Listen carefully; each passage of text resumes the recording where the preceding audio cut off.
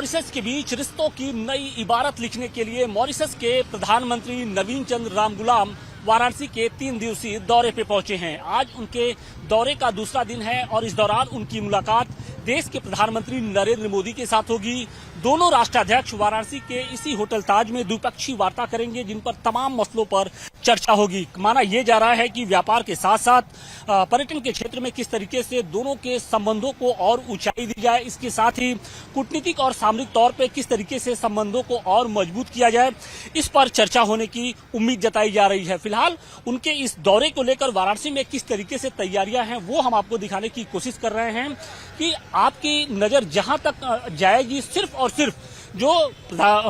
Mauritius के प्रधानमंत्री नवीन चंद्र रामगुलाम हैं और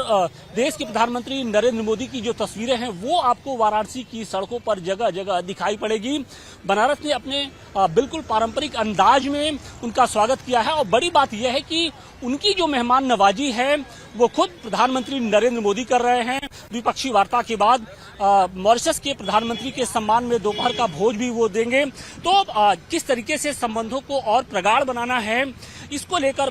जो भारत है वो बेहद सचेत दिखाई पड़ रहा है, क्योंकि भारत की कोशिश ये है कि पड़ोसी पहले, यानी पड़ोसियों के साथ जो रिश्ते हैं उसको और किस तरीके से मजबूत किया जाए, क्योंकि जो मॉरिशस की स्थिति है वो एशिया और अफ्रीका के बीच में एक सेतु का काम करती है और मॉरिशस और भारत के बीच के जो रिश्ते हैं वो पहले से ही काफी बेहतर रहे हैं और इसी रिश्ते को एक नई ऊंचाई देने के लिए दोनों ही जो राष्ट्राध्यक्ष हैं वो एक दूसरे से आज मिलेंगे।